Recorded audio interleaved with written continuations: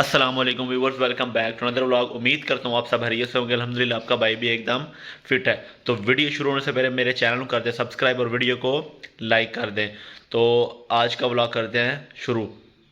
تو آج کے ولاگ کا سین کچھ ایسا ہے کہ ہمارے گاؤں سے تھوڑا سا دور ہے جی ایک محفل میلاد ہے، کیونکہ آپ کو پتہ ہے کہ ربیع الاول کا مہینہ جو ہے وہ سٹارٹ ہو گیا تھا۔ تو ربیع الاول کے مہینے میں ہر مسجد میں کہیں نہ کہیں کوئی نہ کوئی محفل ہوتی ہے۔ تو ہمارے گاؤں سے تھوڑا دور ایک مسجد ہے گلزار مدینہ، وہاں پہ ہے جی آج محفل۔ تو وہاں پہ آ رہے ہیں خالد مصطفی صاحب، تو ان کا بیان سنیں گے انشاءاللہ جا کے وہاں پہ۔ تو آپ سے بھی وہ بیان شیئر کریں گے، کیونکہ ان کا جو بیان ہے وہ بہت مزے کے ہوتے ہیں۔ آپ نے پیر ثاقب رضا مصطفی صاحب کا نام تو سنا ہوگا، کافی مشہور عالم ہے، اور ان کا ادارہ جو ہے ادارۃ مصطفی کافی فیمس ہے خاص طور پہ گجرانوالے کے علاقے میں۔ تو انہی کے ادارے سے آ رہے ہیں ایک عالم ہی کہہ سکتے ہیں، ان کا نام ہے خالد مصطفی صاحب۔ تو وہ آئیں گے تو انشاءاللہ ان کا بیان سنیں گے، آپ سے شیئر بھی کریں گے۔ تو چلتے ہیں ہم مسجد میں ہی آپ سے ملتے ہیں، تو بلاگ کو شروع کرتے ہیں۔ 1400 سال سے اوپر عرصہ گزر گیا ہے، نہ تو عقیدتوں کے پھول مہنگے ہوئے ہیں اور نہ ہی گنبد خضرا کا رنگ پرانا ہوا۔ صدیوں قبل میرے حضور دنیا پہ تشریف لائے تھے، لیکن ماحول کی تازگی بتاتی ہے جیسے وہ کل ہی گزر کے گیا ہے۔ زمین سے آسمان تک، آسمان سے لامکان تک ہے، کہاں کھولے تھے گیسو یار میں خوشبو کہاں تک۔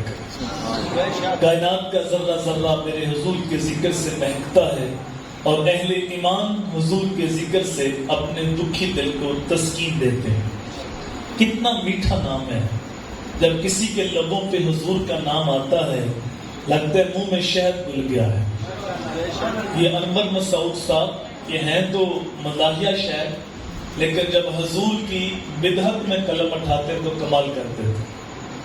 ان کا نام لبوں پہ آئے میٹھا میٹھا منہ ہو جائے، ان کا نام لبوں پہ آئے میٹھا میٹھا منہ ہو جائے۔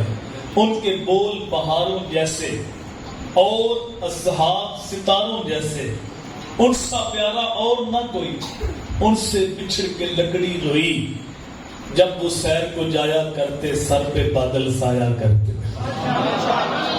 وہ شانوں کے مالک ہے، جب ان کا تذکرہ نور چھڑتا ہے تو ماحول میں خوشبو پھیل جاتی۔ اللہ اکبر۔ تو یہ محافل خلف سلف کے اندر بڑی محبوب تھی کہ وہ مل بیٹھ کے حضور کی عظمت بیان کرتے، حضور کی سیرت بیان کرتے، حضور کا حسن و جمال بیان کرتے، حضور کے معجزات بیان کرتے۔ لیکن کچھ اشروں سے یہ محافل وقتی ذوق، نعروں تک اور دعووں تک محدود ہوتی جا رہی ہے، اور جو اصل روح ہے وہ نکلتی جا رہی ہے۔ ان محافل سے ہم نے دین سیکھنا تھا، ان محافل سے ہمارے عقائد کی پختگی ہونی تھی، ان محافل سے صالحیت کا نور بٹنا تھا، ان محافل سے ہم نے اخلاقیات سیکھنے تھے، ان محافل سے ہمیں تقوی کی دولت ملنی تھی، ان محافل سے حضور کی سیرت کا نور تقسیم ہونا تھا۔ لیکن لگتا یہ ہے کہ ہم نے یہ سمجھا ہے کہ شاید صرف وقتی ذوق کے لیے اور وقتی نعروں کے لیے اور دعوے سنانے کے لیے ہم نے محفل منعقد کی ہے۔ یہ بات آپ سارے اس بات کی تائید کریں گے کہ جتنا سچا سچا مسلک ہمارا ہے کسی اور کا نہیں۔ اس بات پہ ہم اللہ کا جتنا بھی شکر ادا کریں وہ کم ہے کہ اللہ نے ہمیں باادب لوگوں میں پیدا کیا، ہر پاک اصلی قدم ہمارے دل کے اندر موجود ہے۔ لیکن شاید کبھی اس پہلو پہ ہم نے غور نہیں کیا کہ ہم سچے ہونے کے باوجود دن بدن سمٹتے جا رہے ہیں اور باقی لوگ پھیلتے جا رہے ہیں۔ جب سچے ہم ہیں تو پھیلنا ہمیں چاہیے۔ ہم سچے ہونے کے باوجود سکڑ رہے ہیں، سمٹ رہے ہیں اور باقی لوگ پھیل رہے ہیں۔ ایک وقت تھا ہم پاکستان کے اندر 80% تھے، اس وقت ہم 50 سے بھی نیچے آ گئے۔ سچے ہم ہیں تو پھیلنا ہمیں چاہیے، ہم کیوں سکڑ رہے ہیں؟ اس کی بہت ساری وجوہات ہیں، لیکن ایک جو بنیادی وجہ ہے وہ یہ ہے کہ ہمارا شعور دین ناقص ہے. اللہ اس کے رسول نے جس چیز کو زیادہ اہمیت دی ہے ہم اس کو اتنی اہمیت نہیں دی, اور جو شریعت کے اندر زیادہ اہم نہیں ہے اس کو ہم نے اہم سمجھا ہے, اور ہمارا زور اس پہ ہی ہوتا ہے. یہ بات آپ جانتے ہیں کہ دین اسلام کے اندر سب سے زیادہ اہم فرائض ہیں, اس کے بعد واجبات ہیں, اس کے بعد سنن ہے, اور اس کے بعد مستحبات ہیں.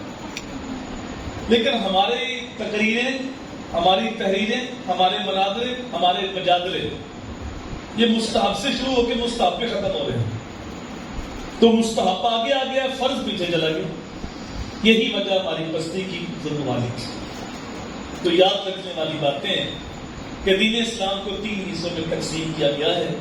پہلی چیز ہے عقائد کا درست ہونا. اگر کسی شخص کے عقائد میں خرابی آ جائے تو اس کے اچھے اعمال آخرت میں نفع کا سبب نہیں بنتے. عقائد کا دوسرا نام ہے ایمان, اور اعمال قبول ہوتے ہیں ایمان کی شرط کے ساتھ. جب عقائد بگڑتے ہیں تو ایمان اٹھ جاتا ہے کہ ہو سکتا ہے کسی کے نیک اعمال اس کے ایمان لانے کا سبب بن جائے, لیکن بغیر ایمان کے اعمال اللہ کی بارگاہ میں قبول نہیں ہوتے. عرب کا مشہور شاعر فرزدق, اس کے دادا المجاشی رسول کریم صلی اللہ علیہ وسلم کی بارگاہ میں حاضر ہوئے. ایمان قبول کرنے کے بعد عرض کی بندہ نواز, میں نے اپنے قبیلے کی 70 بچیوں کو زندہ درگور ہونے سے بچایا ہے. میں شاعر تھا, نرم دل کا مالک تھا. جب کسی کے ہاں بیٹی پیدا ہوتی تو وہ اس کو زندہ درگور کرنے لگتا تو میں اس کے آگے جا کے ہاتھ جوڑ دیتا, نقدی پیسے دیتا, اس کی کفالت اپنے ذمہ لیتا. تو زمانہ جاہلیت میں 70 بچیوں کو زندہ درگور ہونے سے میں نے بچایا ہے.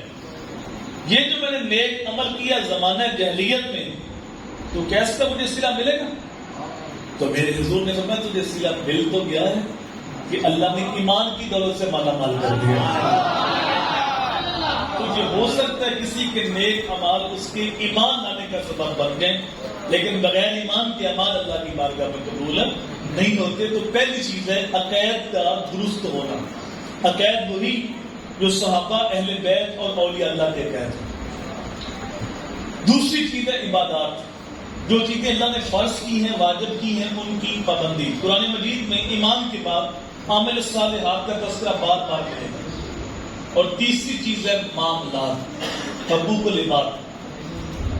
اگر کوئی شخص عقائد بھی درست رکھتا ہے, عبادات کی بجا لاتا ہے, لیکن وہ معاملات میں صحیح نہیں, حقوق العباد کا خیال نہیں کرتا, تو حدیث کی روح سے ایسا شخص جنت کے اندر نہیں جائے. شرک سب سے بڑا گناہ. سب سے بڑا گناہ کیا ہے؟ بولیے کیا ہے؟ لیکن شرک توبہ سے معاف ہو جاتا ہے. ایک مشرک جب سچی توبہ کرتا ہے اس کی نئی زندگی شروع ہوتی ہے. تو شرک سب سے بڑا گناہ ہونے کے باوجود توبہ سے معاف ہو جاتا ہے.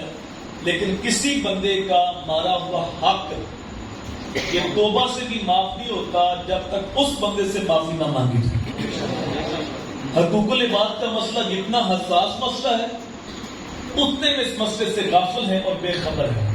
اور پھر یہ موضوع بڑا وسیع موضوع ہے. عامت المسلمین کے حقوق ہیں, ذمیوں کے حقوق ہیں, والدین کے حقوق ہیں, اولاد کے حقوق ہیں, مسافروں کے, ہمسایوں کے, ایک لمبا موضوع. لیکن مقدم حق حقوق العباد میں ذوی القربیٰ کا ہے, اور ذوی القربیٰ سے مقدم حق جو خونی رشتہ رکھتے ہیں ان کا, اور خون کے رشتوں میں جو مقدم حق ہے وہ ماں باپ. اللہ تعالیٰ نے قرآن مجید میں 1 سے زائد مقامات پر جہاں اپنی عبادت کو حکم دیا, ساتھ ہی متصل والدین کے ساتھ اس نے سلوک کرنے کا حکم ارشاد فرمایا. کئی فرمایا وَقَضَىٰ رَبُّكَ أَلَّا تَعْبُدُوا إِلَّا إِيَّاهُ وَبِالْوَالِدَيْنِ إِحْسَانًا. کئی فرمایا وَاعْبُدُوا اللَّهَ وَلَا تُشْرِكُوا بِهِ شَيْئًا وَبِالْوَالِدَيْنِ إِحْسَانًا. اللہ کی عبادت کرو, اس کے ساتھ کسی کو شریک نہ ٹھہراؤ, اور والدین کے ساتھ اس کا سلوک کرو. ہمیں دین سمجھنے میں ٹھوکر لگتی ہے. ہم 20 کے تو ہاتھ بھی چومتے ہیں, پاؤں بھی چومتے ہیں, لیکن ماں باپ کی نافرمانی کرتے ہیں. 20 کے سامنے یوں ہاتھ باندھے گردن جھکائے کھڑے رہتے ہیں, لیکن ماں باپ کے سامنے چیختے ہیں, چلاتے ہیں. ہمیں پتہ نہیں باپ کے سستی کا نام. ہم سمجھے نہیں ماں کس عظیم ہستی کا نام ہے. صاحبوں میں یہ نہیں کہتا کہ آپ بڑوں کا ادب نہ کریں. دین اسلام کا دوسرا نام دین ادب ہے. میرے حضور نے یہاں تک فرمایا جس نے بڑوں کا ادب نہیں کیا، چھوٹوں پہ رحم نہیں کیا، لیس منا، اس کا میرے ساتھ کوئی تعلق نہیں. میرا پیغام یہ ہے کہ تمہارا سب سے بڑا پیر تمہارا باپ ہے. تمہاری سب سے بڑی پیرنی تمہاری ماں ہے. اگر ماں باپ کا دل دکھایا، ماں باپ کی نافرمانی کی، تو یہ بکے والا بابا تو شہید کو نہیں، یہ پیری والا بابا تو حیثیت ہی کو نہیں رکھتا. یہ 2 نمبر 4 نمبر 420 نمبر پیروں کی تو اوقات ہی کوئی نہیں. وقت کے ولی، وقت کے غوث بھی تمہارے حق میں دعا کرے تو ان کی دعا بھی تمہارے حق میں قبول نہیں ہوگی.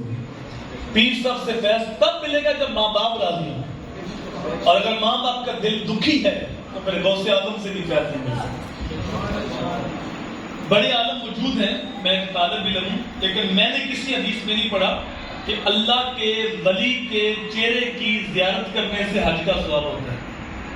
حج کے ثواب ہوتا ہے لیکن حج کا نہیں ہوتا. میں نے کسی حدیث میں نہیں پڑھا کعبہ اللہ کو دیکھنے سے حج کا ثواب ہوتا ہے، حج کے ثواب ہوتا ہے. میں نے کسی حدیث میں نہیں پڑھا قرآن مجید کو دیکھنے سے حج کا ثواب ہوتا ہے، حج کے ثواب ہوتا ہے. لیکن ماں باپ و عظیم ہستیاں ہیں.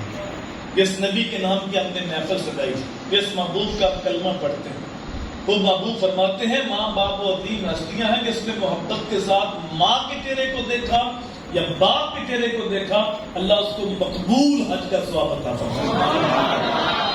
صحابی عرض کرتے ہیں بندہ نماز کو دن میں 100 بار دیکھے تو اس میں لکھتے روح البیان کے اندر میرے حضور نے فرمایا 100 کیا تم 1000 بار بھی دیکھو اللہ 1000 حج کا ثواب عطا فرمائے. تم دیکھ دیکھ کے تھک دو کہ اللہ ثواب دیتا ہوگا نہیں تھکتا. یہ وہ ہستیاں ہیں جن کے بارے قرآن بولتا ہے کہ تم ان کے سامنے اف بھی نہیں کہہ سکتے، ان کی سانس بھی نہیں دے سکتے. اب مجھے یہاں آپ کی توجہ درکار ہے. یا ماں باپ کا اتنا مقام ہے، اتنا مرتبہ ہے، تو ہمارے معاشرے میں 70% ماں باپ بولتے ہیں کہ اولاد ہماری بات نہیں مانتی، اولاد ہماری نافرمانی کرتی ہے، اولاد ہمارے حقوق کا خیال نہیں کرتی. اس کی کیا وجہ؟ اس کی بنیادی وجہ یہ ہے کہ ہر بندہ چاہتا ہے میرے حقوق مجھے مل جائیں، لیکن وہ اپنی ذمہ داریوں سے غافل ہے، اپنے فرائض کیا ہے ان سے یکسر بے خبر ہے. ہر بندہ چاہتا ہے میرے حقوق مل جائیں اور حقوق کی جنگ وہ لڑ رہا ہے، لیکن ذمہ داریاں فرائض اس سے غافل ہے. ہم نے دیکھا ہے جن ماں باپ نے اپنی ذمہ داریاں پوری کی ان کی اولاد ساری زندگی ان کے سامنے آنکھ بھی اٹھا کے نہیں دیکھی. یہ ماں باپ نے اپنے فرائض پورے کیے، اولاد کے حقوق کا خیال کیا، تو ان کو حقوق مانگنے نہیں پڑتے، ان کی جھولی میں حقوق گرتے. یہ کبھی نہ سمجھیے گا صرف ماں باپ کے حقوق اولاد کے نہیں. اعلیٰ حضرت نے ایک رسالے میں اولاد کے تقریباً 80 حقوق بیان کیے. ماں باپ کے حقوق شروع ہوتے ہیں جب اولاد بالغ ہوتی ہے، مکلف ہوتی ہے، لیکن علماء نے کہا اولاد کا ایک حق اولاد کے پیدا ہونے سے بھی پہلے، اور وہ یہ کہ ان کے لیے اچھی ماں کا انتخاب کیا جائے. بچے کے لیے پہلی دستگاہ ماں کی گود ہے. ماں مائی راستی ہو تو بیٹا فرید بنتا ہے، ماں ام الخیر ہو تو بیٹا غوث اعظم بنتا ہے، اور جب ماں فاطمہ ہو تو بیٹا حسین بنتا ہے. امید کرتے ہیں کہ آپ کو یہ ویڈیو یا ان کا بیان، حضرت مصطفی صاحب کا بیان بہت زیادہ پسند آیا ہوگا. تو اسی کے ساتھ مجھے دیجیے اجازت. آپ کا بہت سارا پیار. اللہ حافظ.